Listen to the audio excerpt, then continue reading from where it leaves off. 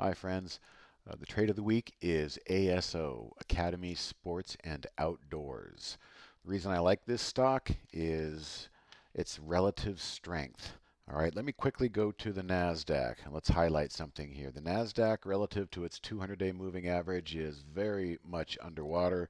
SPY, the S&P 500, same situation, very much still below its 200-day moving average.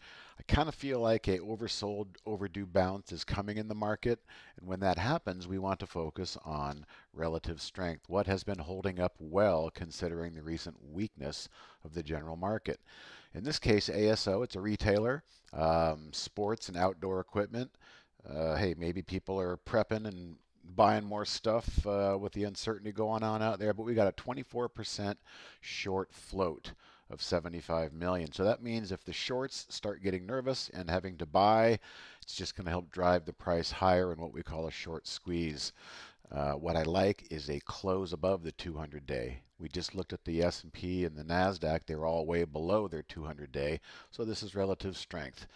A nice convincing candle above the Friday's high right there will be the trigger, 39.84 I think it is.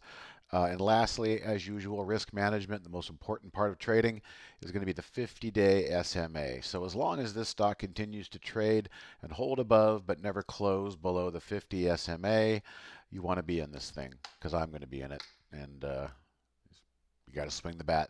All right, good luck out there.